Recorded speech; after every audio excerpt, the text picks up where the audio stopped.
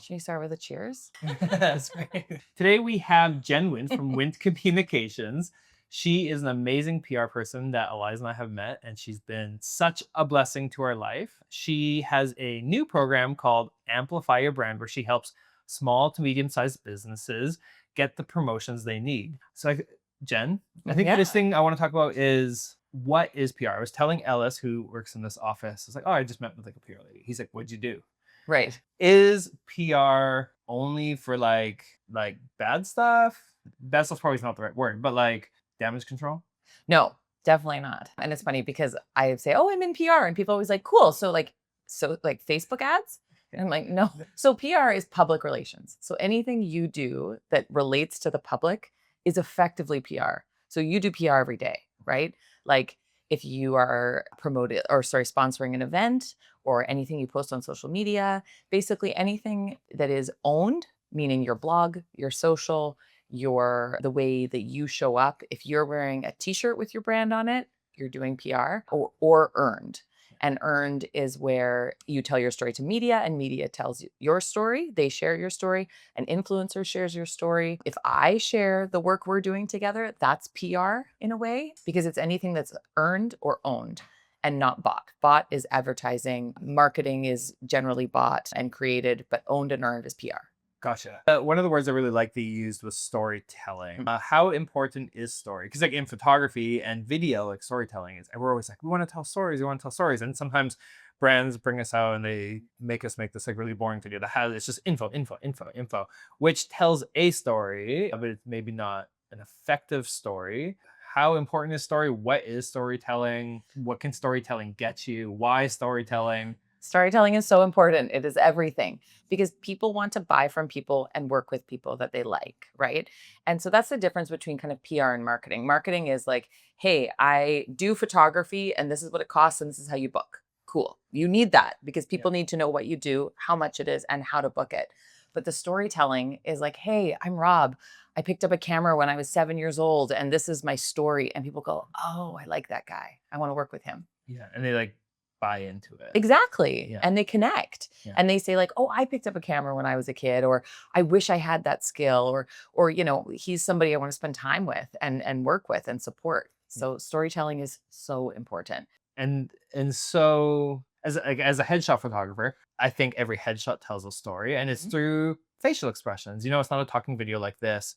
It's not a vlog or an Instagram kind of story with my kids or whatever, but I think with a headshot, it really tells a story. How much for you is like a nonverbal kind of cue? Do you kind of deal with any of that? Like, yeah, do you know what I'm trying to say? Yeah, definitely. A big part of PR is visual, right? Like written PR is great. But if I have a picture of you, I'm trying to think of a good example here.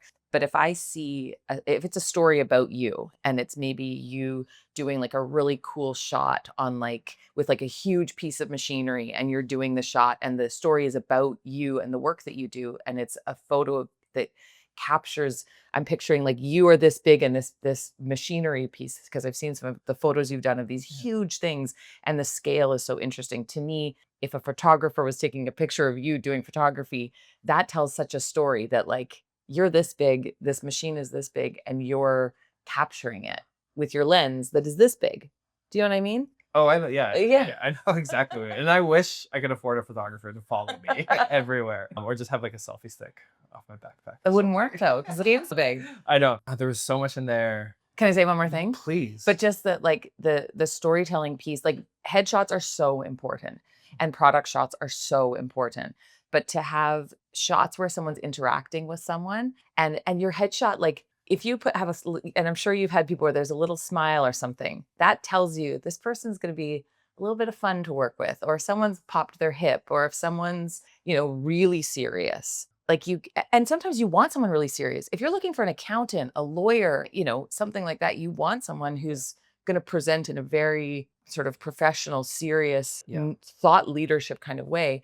If you're looking for someone to plan your wedding or something like that, you want someone a little bit more, I don't know, somebody you connect with. And you can, it's like, well, here's a good example. I was looking on a counseling website recently, and you look at these pictures of the counselors and you have to pick who you're going to make an appointment with. And counseling is kind of a personal thing. And I'm looking at all these people and I'm going, oh no, she looks mean. She looks, she doesn't look experienced. She doesn't look confident.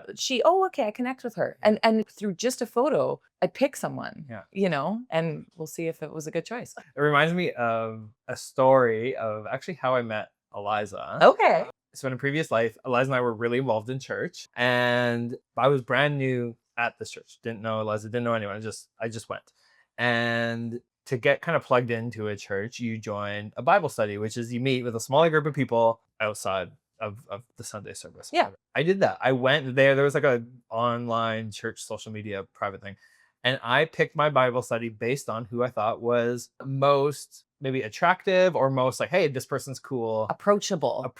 Like somebody I thought I would connect with. I literally picked, I have actually never thought of this way. This is really funny. I picked what home group I was going to go to based on the picture. And I was like, I think this person would be awesome. Yeah. And Eliza ended up being in the Bible study. And so there you go. That's kind of cool. Do you know Scooter from the radio? He was on the Nat Drew show. Yeah. I mean, not personally, but yeah. So he was the Bible study leader.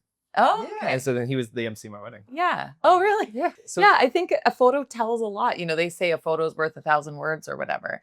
And especially with the speed of media these days, like if you're looking at a founder of a small business or a service provider or something, you sometimes have that 1 second to make that impression and allow someone to connect with you. So it's important. So we're talking about headshots. And then you also mentioned product photos. So what types of photos do companies need now? Every company is going to be different, but if it's a product-based business or a service-based business, like it's not just like, oh, here's a photo of your company. Yeah. There's a lot of different types of photos. There is. And I don't know a lot about what a specific company needs, but I know what media likes.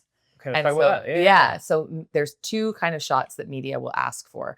And I just want to start by saying that if you are a product-based business and you're submitting for any kind of roundup or gift guide or anything like that, photography is so important because your product could be amazing, your write-up could be amazing, your website could be amazing. But if you don't have that photo, if you don't have that photo, you might still be included. But if you have that photo, you're going to be the leading product, and Lavo is such a great example of that.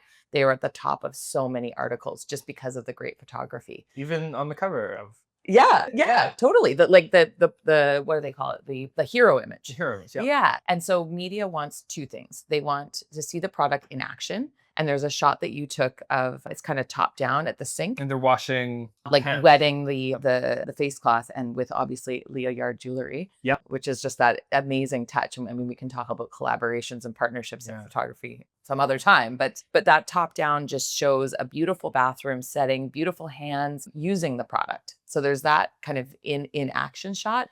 And then the other one they want is maybe really boring for you to shoot, but it's just like that plain background, just the product, because what media might do is strip that background and create a collage of the top products, or they might, put a different background on or something like that. So they need a photo that they can then further edit, and then they want to see the product in action. Yeah. So right away, product-based business, you kind of need 3 photos: white background, or what I like to call e-com photo. I think if you go to a photographer and ask for an e-com photo, it's like a white background they can put on their Amazon or their online store, but also for magazines, they can put in collages. Type of thing. A hero image, which is a little more epic. If you think hero, you think superhero, you think it's like, it's kind of like a photo that is showboating. Showing, yeah. So we call those hero images. Yeah. And then the action shot. Yeah. Or lifestyle shot. Lifestyle shot. Yeah. So you need right there 3 different types of photos. Some photographers could do a pretty good job at all 3. Sometimes you go to different photographers for different types of images. Yeah. And then it depends on the product. Yeah. What kind of product it is. Of course. And also how many, like for some, I mean, Lavo as an example, usually happens in the bathroom. Right? That's usually the only place you're washing your face. But if you have something like, and you need a model, you need exactly. There's a lot of factors but model, a lot of wardrobe, all that kind of stuff. Other products you might use them out of the home and in the home. You know what I mean? Or it might be appropriate in your kitchen and your bathroom. So you may want to do a couple of different setups and different models, and then product placement, all that kind of stuff. And then seasonal images. You need. We did it for Lavo. We did a hero Christmas image. Yeah. And we probably should be thinking about Valentine's already, but that's like coming up. Mother's Day. And Lavo has an anniversary coming up. They do. There's a lot. There's a lot. They need a lot of photos. What other photos could a company use? We can keep rolling with Lavo, or we could use a different. Well, we could talk about a service-based business. Yeah. So I work with a lot of authors. So Mm. authors are kind of a service-based, well, they're not service-based, they have a product, it's their book. But a lot of the reason we buy a book is because of the author who wrote the book. So you want pictures of your book. I work with kids authors. And so that's interesting because having children, as you probably know, in photos is a whole other thing. But it is amazing to see those chubby fingers holding your book. Those photos are really important, but obviously you need permission from parents, all that kind of stuff. And I love those kind of top-down photos where you can't actually see the child's face, but you're holding the book. So there you've got your like lifestyle, you've got your product shots with the book. And then a lot of people want to see the book with the author, right? So you've got your author shot. And that is a different one. You probably don't want to look super professional if you're a kid's author. You want to look approachable. You want to look very human, you know? So that's kind of a whole different, just a different style of photo shoot. Yeah. And then, you know, if you're a counselor, you want to have, you know, a certain vibe that you're putting out, and maybe not just the straight on, maybe you want like a little bit more, I don't know, something that makes you feel approachable. And then I'm trying to think what else. I work a lot with people in healthcare.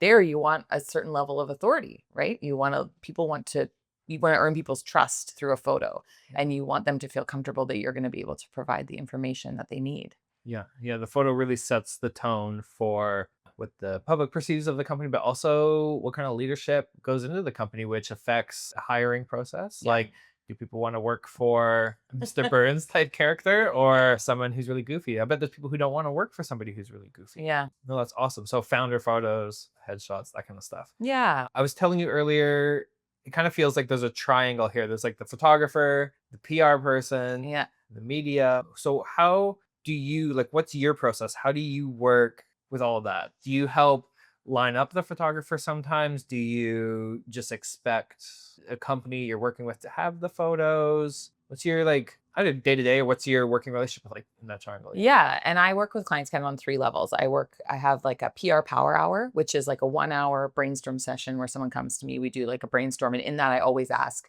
what assets do you have? What photography do you have? And then I can make recommendations. And then they're sort of at the strategy level. Photography is definitely a line in that strategy. Some people already have it, which is great. Some people don't. Some people aren't sure if they have it. I get a lot of people sending me their photos and saying like, do I have good enough photography? And then I'm able to provide some feedback. And, you know, there's different levels. It doesn't all have to be professional photography, but that's definitely in there if you want to present yourself at a certain level. But yeah, some clients come to me with photography, and sometimes it's great. And I'm like, awesome. Like when Eliza and I started working together and I say, share some photography, and I see it, I go, okay, this is awesome. And then other people, I have to go back. Like, it's honestly, I get some clients and they've got a big logo on every photo. And the media is not going to publish that. So I go back to them and say, I'm going to need these photos without your logos, or I'm going to need these photos less messy. And then sometimes they say, okay, yeah, I've got those. And sometimes they say, okay, I'm going to have to organize something. Sometimes they say, this is what I have, work with it. And that's fine too, you know, but that sort of puts you in line for different opportunities. So, but I mean, I'm happy to refer photographers, obviously, and make introductions and offer suggestions. And that's kind of how the group photo shoot came about. I mean, do you want me to tell that story now? We can definitely touch on that now, and we'll do a whole session on it. Yeah, but I think, you know, when you have service providers, especially when someone's building a website, because when you're building a website, you need a bunch of different photos. And this, hopefully someone has a website before they come for PR. But when you're building your business, or you're at the beginning of your business, you need a lot of different photos. And that was why I ended up setting up like a group shot. Because especially when you're like me, you sell your service, I don't have a product, right? And we don't need 100 photos of me on my laptop, on my phone, you know? So. How did you, like, let's back it up. How did you get into PR? Like, what's your journey? Yeah, kind of an interesting one. So I have an English and sociology degree, and I kind of originally thought I might be a teacher because I like talking and connecting with people. And then as I got into university, I realized I didn't want to be a teacher, but I was super interested in the sociology part of things, about why people do what they do. Why do people, and I've always been really interested in marketing. So like, why do people buy products that they buy? Why are, you know, if you have a small, medium, and large popcorn, why do most people buy the medium? Like all these kinds of Pavlov's dogs, like, you know, so I was super interested in that. And I started my career kind of in marketing, but my PR story is that I moved over to Australia after I finished going to university in Victoria, and I got a job at a real estate agency, quite a big one, a very trendy, sort of cutting edge real estate agency in Sydney. And I was working at the front desk with this guy called Luke, who was awesome, and we had a lot of fun. But I found reception very overwhelming. Phones ringing, switchboards, mail, people coming in. I was like, just like couldn't keep up with it. It was just too hectic. There was too much, and I love to chat, and there wasn't always time for the chats. And it was a really crazy job, but I liked the company. So anyway, after 3 months, I thought, this is enough for me. I need to chill a little more. So I kind of talked to my boss, and I was in the process of resigning. And the owner of the company came to me and said, we really like you. And we maybe agree that reception isn't the best thing for you, but we really like you. We like your energy. Is there anywhere in this company that you would be more interested in? And I think he thought that I might be an assistant to one of the agents. But I said, I want to work with Beth, because Beth was the PR person. And she just came in every day. She was always so put together. She produced a weekly property magazine that was just like, felt so good in your hands, like a very thick stock on the cover, beautiful photography. Like she just was this aspirational woman to me at that time in my life. And so he was like, okay, you can be Beth's assistant. So I became a PR assistant and kind of rolled from there. Yeah. Amazing. How many years have you been doing it? Like, geez. if you want to share that. I would say almost 20. Almost 20. Hasn't been quite 20 years. It's more like 18. But yeah, I was so young when I started. Why I asked that is, from your years, can you share like it could be real, definitely don't disclose information, but is there some to-dos and not to-dos? Is there like, oh yeah, there's lots. So the worst thing I've ever done was I think it was in the first year I worked on this property magazine. And one of the things that I was in charge of was reviewing the layout. And the magazine came out with a double page spread printed the wrong way. So that was fun, opening that and going, oh, that should be that way. So yeah, like attention to detail is a good lesson learned. And yeah, I mean, I've made mistakes for sure. And I think the main thing that I didn't quite understand at the very early stages is that the journalists on the other side are humans just like you. Like they're not waiting for my email. Like I would send an email and I would follow up. Oh, did you get a chance to read my email? And it's like, of course they didn't. Like they've got other emails. They're not waiting for my news kind of thing. And the life outside their job. Exactly. Like their kids are sick and can't go to daycare. Yeah. Whatever. Yeah. So yeah, I think it's been more the relationship building has been a part that I've learned through my process. And also like talking to clients about their story, because someone will come to me and I'm like, okay, you want to work together? Great. What's your story? Well, my story is that I wrote a book. Okay, great. That is awesome. Why? But what's the story? Yeah. Why did you write the book? What's the book about? Like, what are people going to connect with, and why now? And what problem is it solving? Exactly. And so really picking through clients. I mean, I've just gotten better at this as I've gotten more experience, but like, and also saying to someone, that's not a great story. Like we need to keep digging, and everyone has a great story, but some people aren't aware at the beginning of the process what their great story is. Yeah. And then the biggest sort of thing I've seen in over my almost 20 years is just social media and the way that that's really changed the rise of the influencer.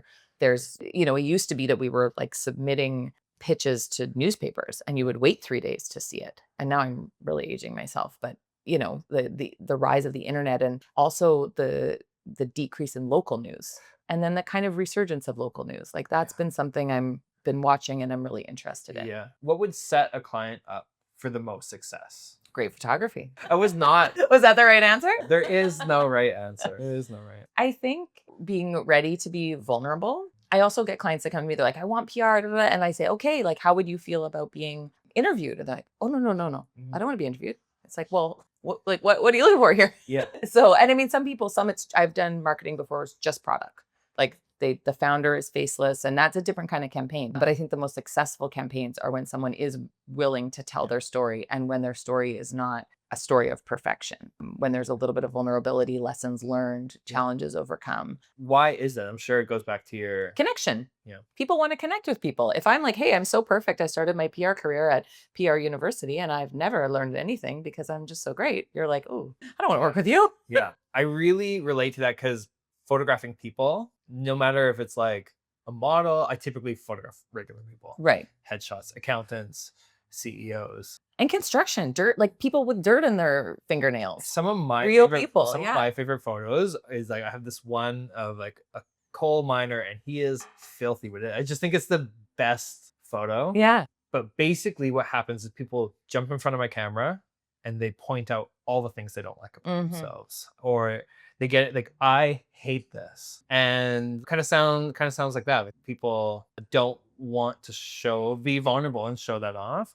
But I think that's what makes the best photos. Yeah. And the photos people will relate to the most. And yes, I Photoshop the photos and Yeah. get the flyaways. And every photographer has a different level of. I remember that photo you took of me, and my forehead just had this, it was like a great photo, but my forehead was so shiny, and you just powdered me. I just powdered you. It doesn't change. Digital powder. It doesn't change your like personality and who you are. I'm not changing the shape of your body. Yeah. And sometimes like if the light comes from the side, it'll highlight is or whatever. So I can like get rid of those. Different types of lighting will soften that. But I'm not going in and changing who people are. I don't want to see like a perfect kind of. People don't want to work with perfect people. Yeah. I think there's something there, the vulnerability. Yeah. Share the stories. Yeah. The other thing that I would say, people that are looking for PR, is patience.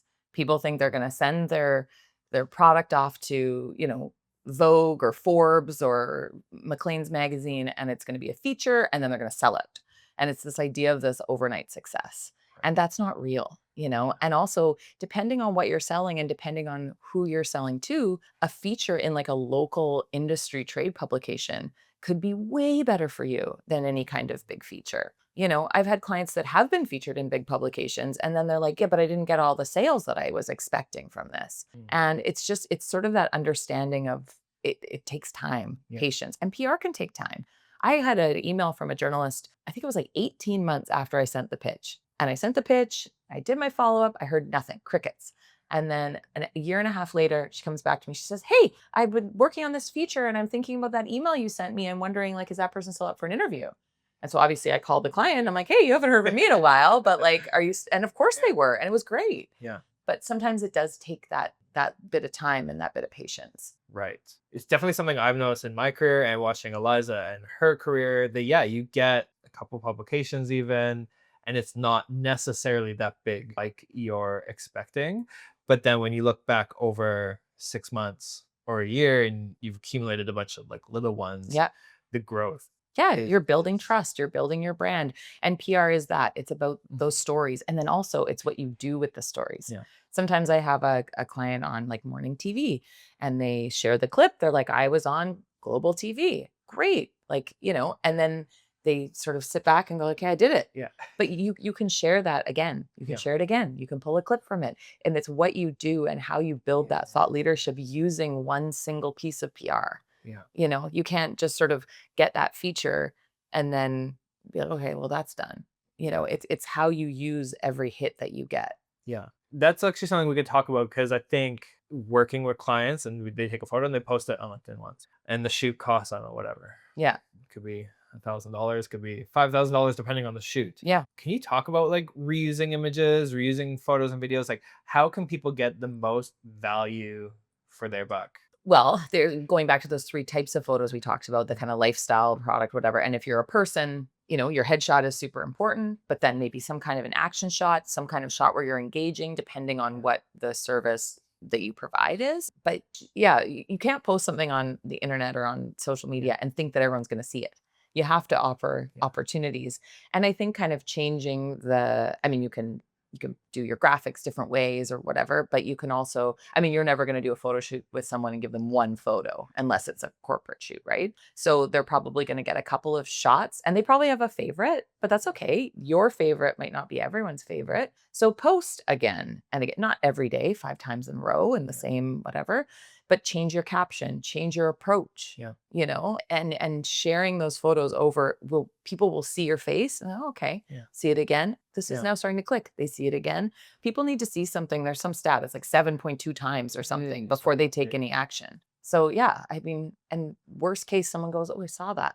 And they keep scrolling. Yeah, I think people need to see it again and again. And you can change it up. So one of my clients who I think has milked every penny from his photo. He has a podcast and every new episode is like his face and just keeps reusing. It's been years, but it's like, it's almost, he uses his headshot almost like a logo. Yeah. And then when Personal brand. when he does Huge. speaking gigs, he does like, there's posters at the door, there's Mhm. pamphlets, it's his LinkedIn headshot. Yeah. So a photo shoot may be $1,000, but you can get so much value out of it. And you're right about personal brand, because I have a logo like Wint Communications, but then I'm developing sort of a personal brand where I'm using that photo that you took of me at the desk, and I'm using that more than my logo. And there's been a few times where there's the natural thing to do is to put my logo in. And I've gone, you know what? I'm going to use this photo because people connect more. I mean, my logo is fine, Person, but like Wint Communications, what are you communicating? What do you do? Like, who are you? Whereas when it's my face, I think that so yeah, personal brand. Personal brand is you take a look at like a product base. You know, shoot, Nick, it's a logo. It's not like someone's headshot on the shoe. But then a personal brand, like the CEO may write a book, or the shoe designer may write a book. Totally. And then that's where that comes in. Yeah. So I think people just need to be educated on how to get the most out of their photos and videos. Like, use them again and again and again and in different ways. Every platform has a place for your profile photo. Yeah. So if you're building a personal brand, they can use you as a PR person, use your amplify your brand. Yeah. And I love working with small businesses. And why do you love working with small businesses compared to like, I mean, big business, big budget, like there's lots of advantages with working with big businesses. And it's awesome when you go to a big client and you say, like, I have this idea, it's kind of expensive. And they're like, I love it, do it. I literally was like, okay. But working with a small brand, I think just because the stories there's that passion, there's something about working directly with a founder that just gets me on board. And I'm lucky. I work with brands that I believe in. I work with products that I use. And so I'm kind of like a little ambassador for them already. And I don't know, there's something about connecting with the person behind the brand that just really resonates with me. Yeah, I don't know. What I like that you said is like, you're an ambassador for your own clients. And something I've been thinking about is how photographers are kind of like the ambassador for their shoots as well. Yeah. And obviously AI is changing things. But one thing I've like thought about is like, you can make an image in AI, you can get a PR plan in AI, but like ChatGPT's or whatever platform is not sharing and also talking about that. So I think like, the other day, I got some new billboards in my neighborhood of a cleaning service I did. And we used the cleaning service here in this office. So I was able to like, I shared it, you know, like I told my story with that company. So them paying me to do a photo shoot, they also got some extra PR. And I'm going to keep every billboard I see, I'm going to, take a photo. And it's kind of the same for you. That's storytelling. Exactly. Yeah. And so that's something I think I want to like communicate to people and clients is, if you hire a human, like, yes, I use AI all the time, and it's great for brainstorming, completing tasks. But when you hire a human and you find your service provider who's like on board, they will help do word of mouth for you. I know Eliza used to be a hairstylist, and she talking to people all day long, and then she would refer me, and then she'd like get her client's business. And it's just that human connection, relationships, collabs. And like I said, we can talk about all that stuff, and we could talk for hours. But like, even just with the Labo and Leah Yard and that collaboration, looking at people who have similar audiences, or looking at people that don't have the similar audience at all, then that's how the stories come about. And I agree, there's a place for AI, like, and as a writer, of course, at first I'm like, oh, but there is a place for it, but it will never replace a personal experience, a personal account of something, a life experience, and an interaction and a relationship. Thank you so much. I think this was helpful for many reasons. I think this was helpful for photographers like myself or other photographers, knowing what PR may be looking for, but also knowing what media may be looking for. I think this will be helpful for people who have their own business or building a personal brand. Maybe they might know how to propel their business a little more forward. So thank you so much. Thank you. Thanks for having me.